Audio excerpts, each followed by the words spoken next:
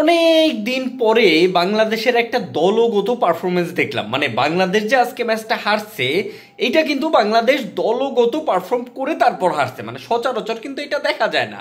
সাধারণত বাংলাদেশ যখন কোনো ম্যাচ হারে, বেশিরভাগ সময় বাংলাদেশি ব্যাটসম্যানদের কারণে ম্যাচটা হারে, অথবা বাংলাদেশ যদি কোনো ম্যাচ জিতেও যায় সেখানেও হয়তো তারা আসলে বোলারদের পারফরমেন্সে ম্যাচ জিতে যায়, অথবা শুধুমাত্র ব্যাটসম্যানদের পারফরমেন্সে জিতে যায়।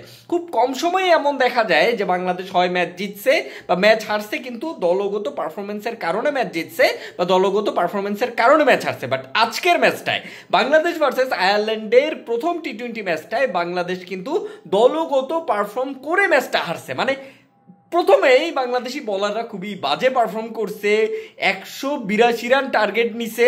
তারপরে বাংলাদেশি ব্যাটসম্যানরা আইসা বোলারদের থেকেও বাজে পারফর্ম করছে।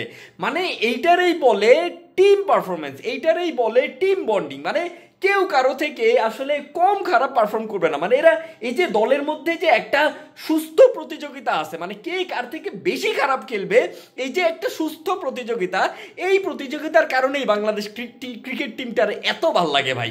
মানে এত সুন্দর দলগত পারফরমেন্স, ব্যাটিংয়ে যতটা খারাপ বোলিংয়েও ততটা খারাপ, এত সুন্দর দলগত পারফরমেন্স সাধারণত কিন্তু বাংলাদেশ ক্রিকেট টিমের কাছে দেখা যায় না।